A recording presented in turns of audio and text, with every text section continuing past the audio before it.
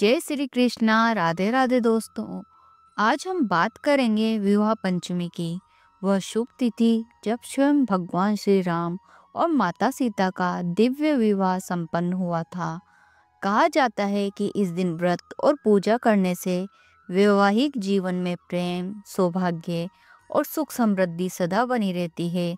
तो आइए जानते हैं कि विवाह पंचमी कब है, इसकी पूजन विधि क्या है और इससे जुड़ी पवित्र कथा।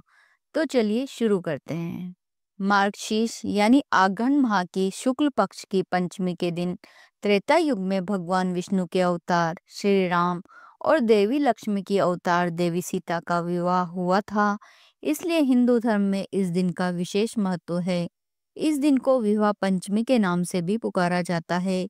विवाह पंचमी के दिन भगवान श्री राम और देवी सीता की पूजा किए जाने का विधान है। हिंदू मान्यताओं के अनुसार विवाह पंचमी के दिन विधि अनुसार पूजन करने से मनुष्य को मनवांछित फल की प्राप्ति होती है। तो आइए जानते हैं कि साल 2025 में विवाह पंचमी कब है।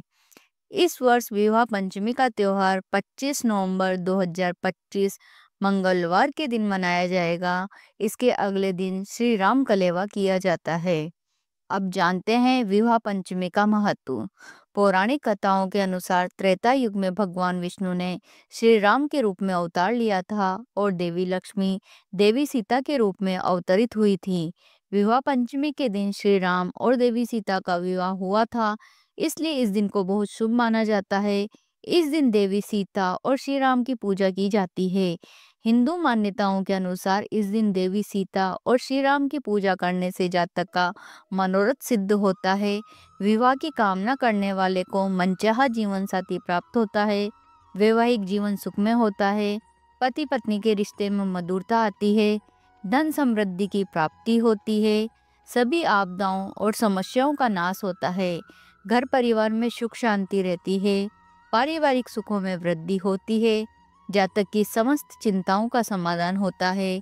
विवाह पंचमी के दिन रामायण का पाठ करना अति शुभ होता है। इस दिन रामायण पाठ या देवी सीता संग श्री राम विवाह प्रसंग का पाठ करने से बहुत ही शुभ फलों की प्राप्ति होती है। अब जानते हैं इसके पूजन विधि। विवाह पंचमी के दिन भगवान श्री राम और देवी सीता की पूजा किए जाने का विधान है। विवाह पंचमी के दिन प्रातःकाल स्नान आदि नित्य क्रिया से निवृत्त होकर स्वच्छ वस्त्र धारण करें। पूजा स्थान पर बैठकर सीता राम विवाह का संकल्प करें। तत्पश्चात केले के पत्ते आदि से एक मंडप बनाएं। उस मंडप में एक चौकी बिछाकर उस पर कपड़ा बिछाएं। चौकी पर जल से भरकर एक कलश स्थापित करें। फिर भगवान श्री राम और देवी सीता की प्रतिमा स्थापित करें। प्रतिमा को स्नान कराकर वस्त्र पहनाएं। श्री राम की मूर्ति को पीले रंग और देवी सीता की प्रतिमा को लाल रंग के वस्त्र धारण कराएं। धूप दीप जलाकर रोली चावल से दोनों का तिलक करें। फिर ओम जानकी वल्लभाय नमः मंत्र का जाप करते हुए श्री राम और देवी सीता का गठबंधन करें। पुष्पमाला अर्पित करें, नैवेद्य अर्पित करें। फिर श्री राम स्तुति और श्री जानकी स्तुति का पाठ करें। ओम जानकी वल्लभाय नमः मंत्र का 108 बार जाप करें। फिर श्री राम और देवी सीता की आरती करें। पूजा के बाद श्री राम और देवी सीता के गठबंधन के वस्त्र को संभाल कर किसी पवित्र स्थान पर रखें। रात में कीर्तन का आयोजन करें और सीताराम के भजन गाएं। यदि हो सके तो रामायण का पाठ भी करें। अब जानते हैं विवाह पंचमी की कथा।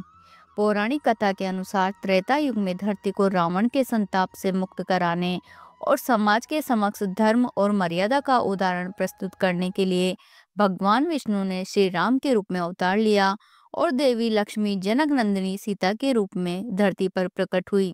श्री हरि विष्णु ने अयोध्या के महाप्रतापी सूर्यवंशी राजा दशरथ के यहाँ पुत्र श्री राम के रूप में जन्म लिया और देवी लक्ष्मी ने मिथिला के राजा जनक की पुत्री सीता के रूप में अवतार लिया। सीता जी के जन्म से जुड़ी एक कथा के अनुसार देवी सीता का जन्म धरती से हुआ था। एक समय मिथिला में भीषण अकाल पड़ा। तब एक ऋषि द्वारा कहने पर राजा जनक ने धरती पर हल चलाया। जब वह हल चला रहे थे तब उन्हें धरती से एक पुत्री मिली। उसका नाम उन्होंने सीता रखा। सीता जी को देवी लक्ष्मी का अवतार माना जाता है। राजा जनक के पास भगवान शिव का दिया हुआ एक धनुष था। उस धनुष को उठाना बड़े से बड़े योद्धा के लिए भी संभव नहीं था। एक बार अपने बाल्यकाल में सीता जी ने उस धनुष को उठा लिया। तब राजा जनक ने यह प्रतिज्ञा की कि वो अपनी पुत्री सीता का विवाह उसी से करेंगे जो उस शिव धनुष को उठाकर उस पर प्रत्यंच चढ़ा सकेगा। इसका उल्लेख तुलसी कृत श्री रामचरितमानस में भी मिलता है। सिया ने धनुष को उठा लिया, नभ ने प्रतिज्ञा कर लीनी, होए जो बलवान इससे ज्यादा उसको यह पुत्री दीनी। राजा जनक ने अपनी पुत्री सीता के विवाह के लिए एक भव्य स्वयंवर का आयोजन किया। उस स्वयंवर में भारतवर्ष के सभी राजा महाराजाओं को आमंत्रित किया गया। उस स्वयंवर में श्री राम और लक्ष्मण अपने गुरु विश्वामित्र के साथ पहुंचे।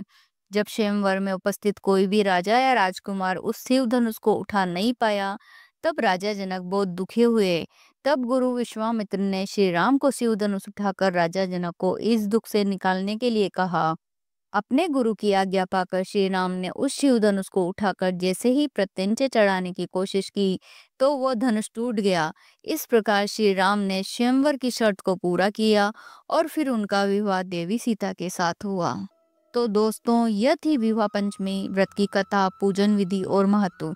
जो भी श्रद्धा पूर्वक इस दिन व्रत करता है उसके जीवन में वैवाहिक सुख और दाम्पत्य सौहार्द सदैव बना रहता है। अगर आपको यह वीडियो पसंद आया हो तो इसे लाइक करें, शेयर करें और चैनल को सब्सक्राइब करना न भूलें। जय श्री राम, जय माता जानकी।